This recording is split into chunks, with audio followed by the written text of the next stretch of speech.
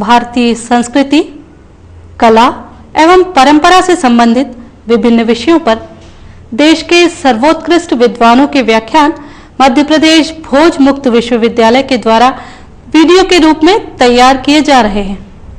हमारे लिए यह अत्यंत हर्ष और गर्व का विषय है कि मध्य प्रदेश के महामहिम राज्यपाल एवं कुलाधिपति महोदय डॉक्टर भाई महावीर के प्रारंभिक संदेश के साथ यह श्रृंखला प्रारंभ होने जा रही है।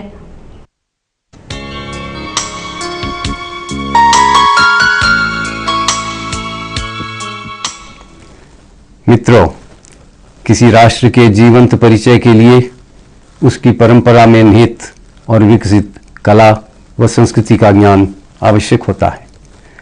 भारतीय परंपरा में जो कलाएं विकसित हुईं और साहित्य तथा संस्कृति में पुष्पित रूप में दिखाई दी, उनकी महत्ता एवं समृद्धि विश्व के अध्येताओं से छिपी नहीं रही है।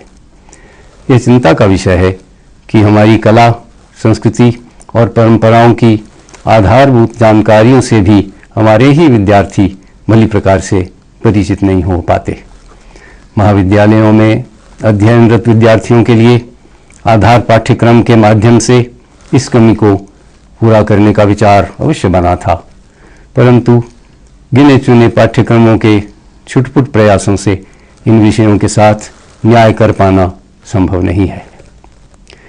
हमारे देश के मनीषियों ने समय समय पर भारतीय संस्कृति, परंपरा और कला आदि महत्वपूर्ण विषयों पर अपने विचार व्यक्त किए हैं, परंतु अगर ये विचार दृश्य और श्राव्य माध्यमों से विद्यार्थियों तक पहुँचें तो इन विषयों में उनका रुझान बढ़ेगा और वे अधिक जिज्ञासु व सक्रिय होंगे।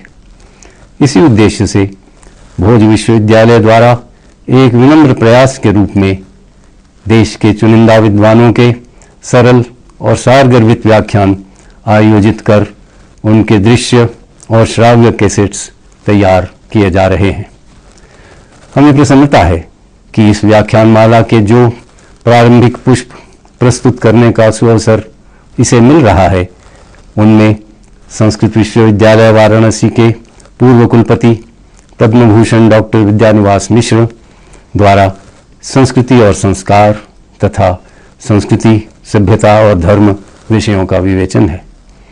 इसी श्रृंखला में Indian institute of advanced studies Shimla के अध्यक्ष तथा राजस्थान विश्वविद्यालय के पूर्व कुलपति प्रोफेसर गोविंद चंद्र पांडे विज्ञान एवं संस्कृति विषय पर 4 खंडों में व्याख्या प्रस्तुत करेंगे और डॉक्टर कपिला वात्स्यायन भारतीय कला पर व्याख्यान देंगी।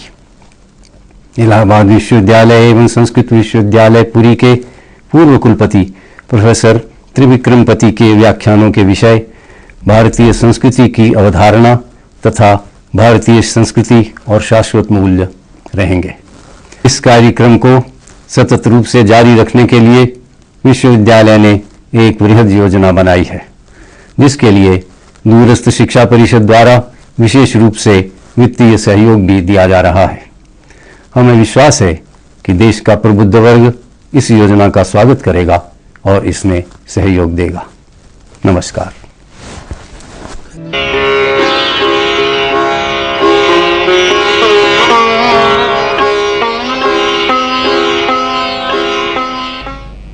Indian culture has 2 aspects. One is Indian and the other culture. And let me tell you that there is something deeper in it, and that is the Indian conception of culture.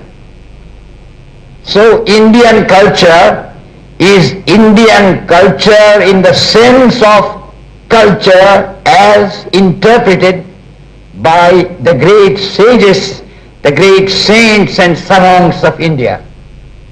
So it is not just Indian culture in the sense in which different national cultures are taken to be interpreted all over the world, like British culture, American culture and so on. It's not a routine theme. This theme is very deep. It is Indian culture from the standpoint of the definition of culture as understood by our great personalities of the past, the great sages who had clairvoyance, who could look into the future, who could predict the future, who had made predictions which have come true, literally word for word. It is the concept of culture which they had developed, not we of modern times, but those great saints. It is that conception of culture which I will be talking about, and I will be talking about our culture from that standpoint. So to start with, we should know what our conception of culture is. What is it that India treats as culture? This word Sanskriti is a rather modern word. This word does not occur in our classical literature. Sanskrita occurs, Sanskara occurs, but not Sanskriti. So the translation of culture as Sanskriti should be carefully understood. This Sanskriti is based upon Sanskara, and it is not some kind of development of the fine arts or crafts or modes of conventional behavior or traditions.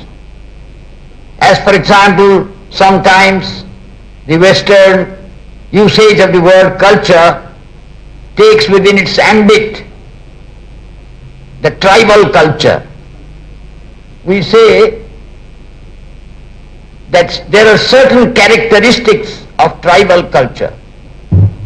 We similarly talk about the culture of the Middle East. That is, the conventions, the traditions, the symbols and shibboleths, the costumes and customs, all these taken as a whole give a picture of culture. But there is another rather humorous understanding of the term culture, and I'll tell you a story. There was a friend of mine who had become a big officer in the government of India, and on one occasion he went to Bombay and wanted to put up with a friend of his who was a big businessman. When he reached his friend's house, he found that his friend was missing. He was not there in the house, but his friend's wife was there.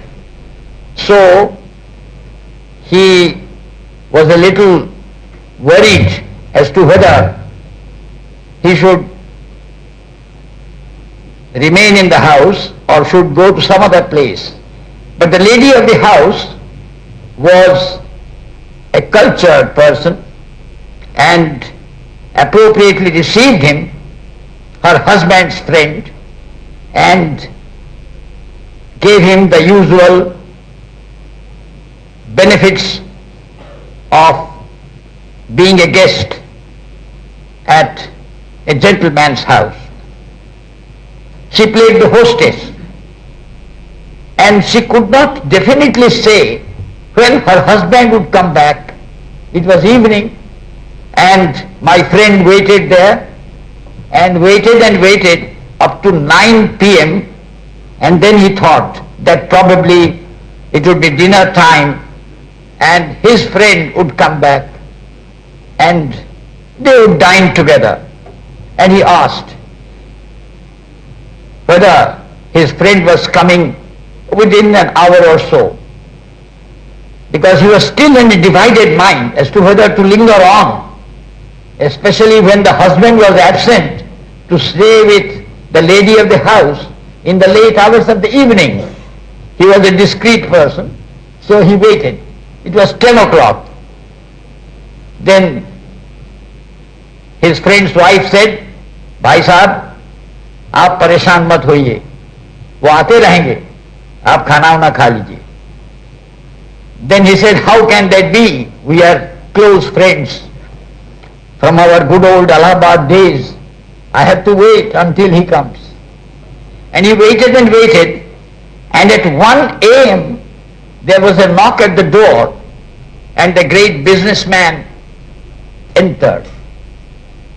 And when he saw his old friend, the senior government officer there, he said, आप और मुझे खबर नहीं है कि आप आने वाले,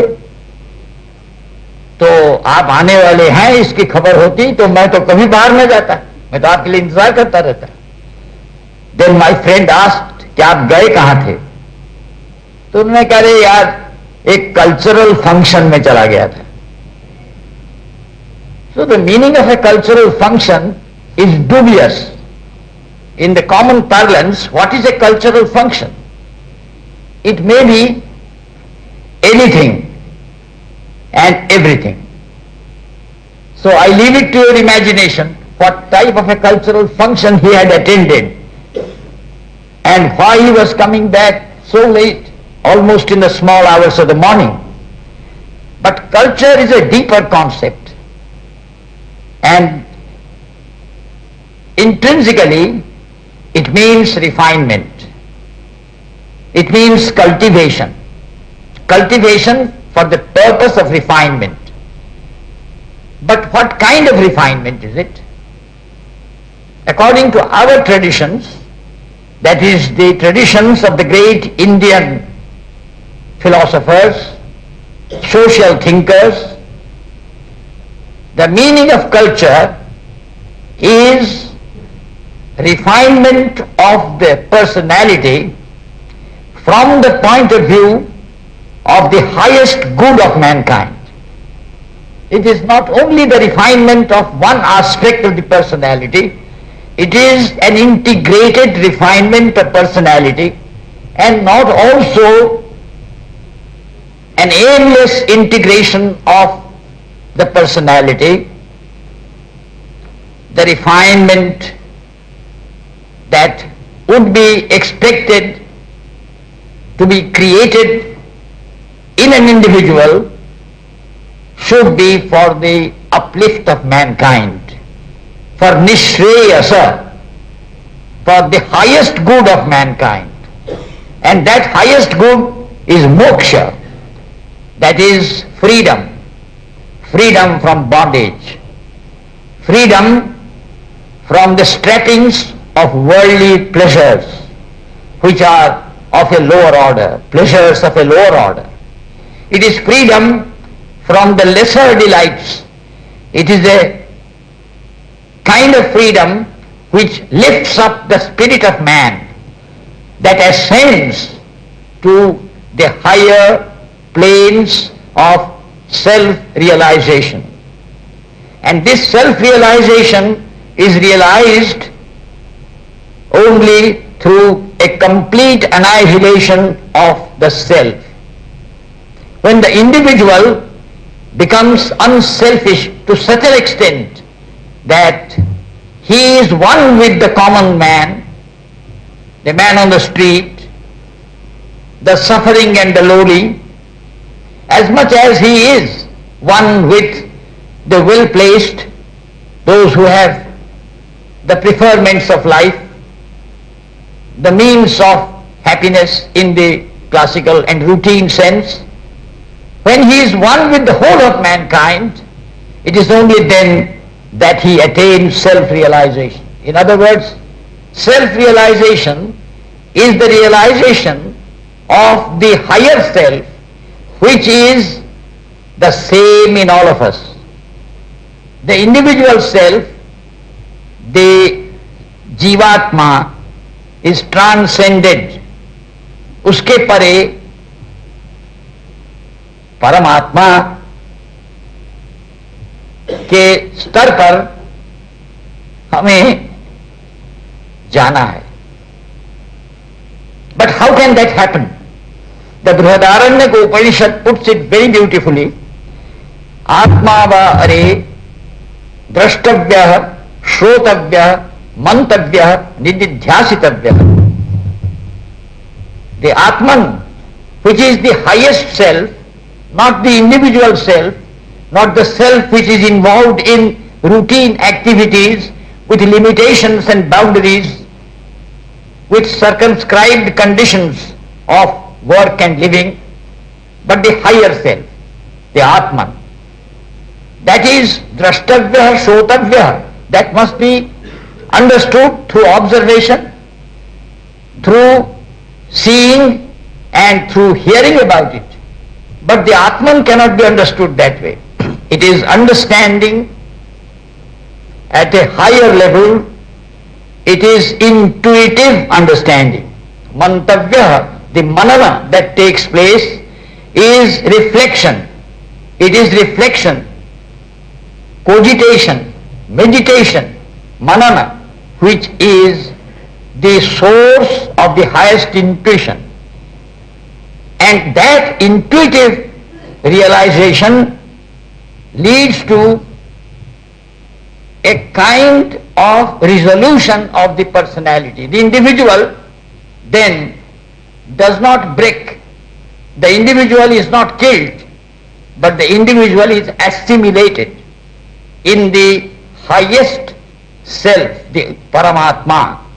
The Jivatma is not killed. It is not thrown away. There is nothing wrong in it. It is absolutely fundamental. But it becomes absorbed in the Paramatma, in the higher self. So the individual self is important. Each individual citizen as an individual is important. But there is the higher self to which that individual self inheres and belongs in a very intuitive manner. The individual, when he becomes aware that he is one among millions and millions of Jivatmas, which are all manifestations of the Paramatma, becomes one with the Paramatma. But that is not enough. Intuitively, one might go to that high, elevated stage of self-realization, but thereafter it may be that loss of memory, it may be loss of intuition may take place. Then the individual, after a moment's realization that the individual is not just to live for himself or for herself, but is one with the entire universe, so to say, not only mankind, but the entire living universe, and even more, the entire universe, is one with the entire universe. He is in harmony with the entire universe. After that realization, it may be that again one is punar mushiko bhava. One again comes back and becomes once again involved in petty affairs which are involved in selfishness, which are generative of selfishness. It is possible that a person, after a moment's realization that he is an Indian and he must be an Indian through and through, next moment becomes a casteist. It is possible. So the saint, the great Yadav said, Mantavyah, Shrotavyah, Mantavyah, Nididhyasitavyah. The last expression is the most powerful. Nididhyasitavyah. That means that moment's realization must be a continuous, properly stretched out realization. Continually, after that realization, that state of realization should be maintained. In other words, in every walk of life, in day-to-day working, in the experiences of our mundane world, we have to bring that realization to bear upon our activities. In other words, we have to carry that realization to day-to-day life. That is nididhyasitavya. So the Atman, according to us, is infinite, undying, immortal, perennial, and it is therefore called Paramatma. It is all embracing. The Jivatma is one with the Paramatma if only appropriate self-realization takes place. And thereafter the Jivatma has to continue in the state of self-realization, and it is only then that a person becomes cultured. So in the Indian traditional meaning of the word culture, there is deep philosophy. But nowadays people talk about tribal culture. Now in tribal culture there is no such connotation. It has nothing to do with that fundamental philosophical approach which our ancient seers had adopted. But that does not mean that I am against tribal culture. Let me tell you that the tribal culture is the body of customs, conventions, traditions of the tribal people, which are artistic in their own way, which are very elevating to them in their own way, and the extent to which they are in consonance with good life, with the universal principles of good life.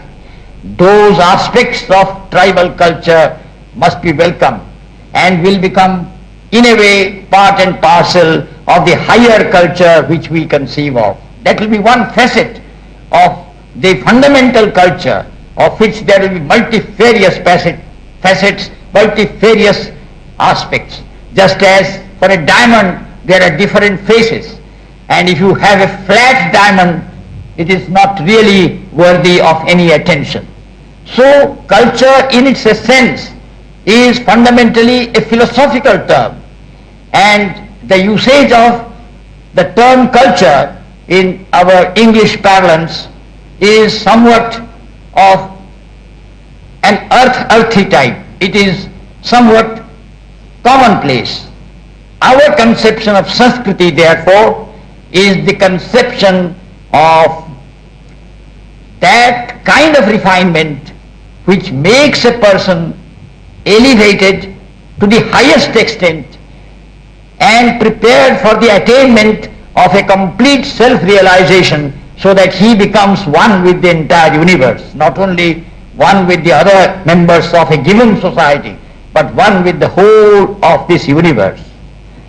There is therefore a kind of symphony, a kind of orchestration in this conception of culture. And you will find that the Indian saints and seers were great philosophers.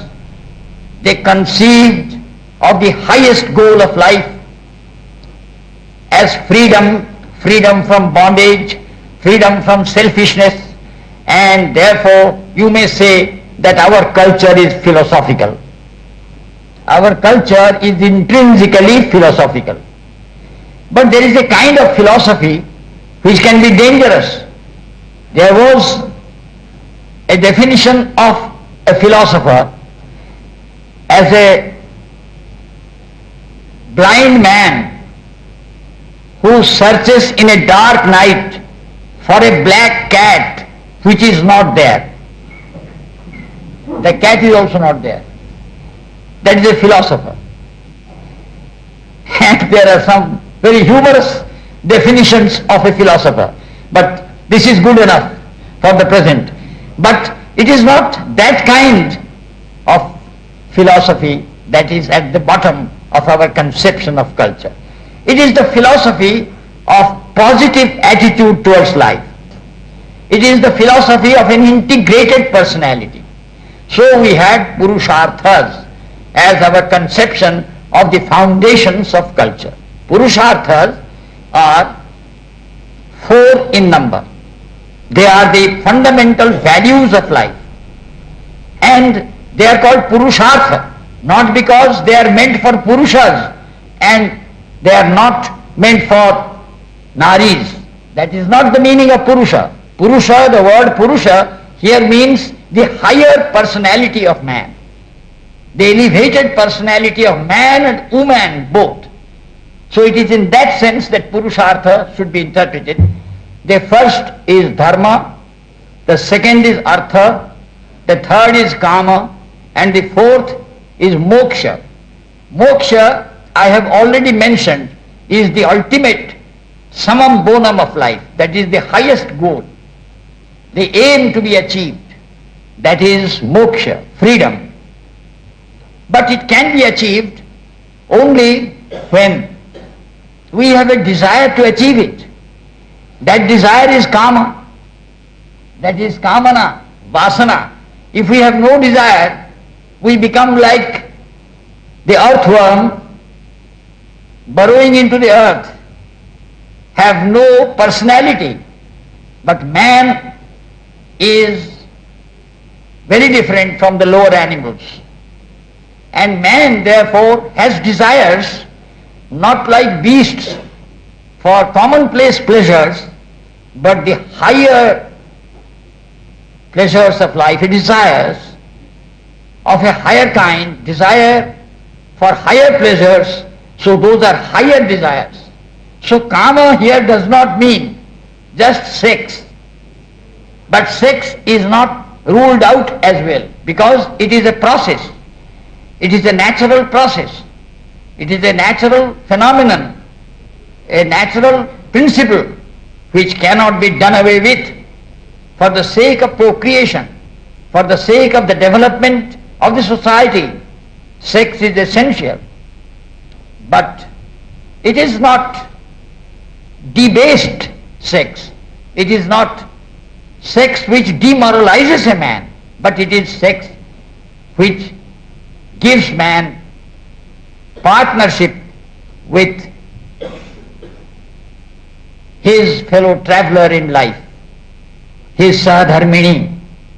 It is therefore an elevated conception. And then again, kama means desires of such a nature that dharma is always kept in the background of the mind. Dharma virodho bhuteshu kamoshmi bharatarshava, Lord Krishna says to Arjuna. If there is desire in various creatures of this world which are in conformity with, in consonance with, and in harmony with dharma, then I am the personification of such desires. Krishna himself says that he is Kama. And what kind of Kama? What kind of desire? That kind of desire, those kinds of desires which are in consonance with, in agreement with dharma.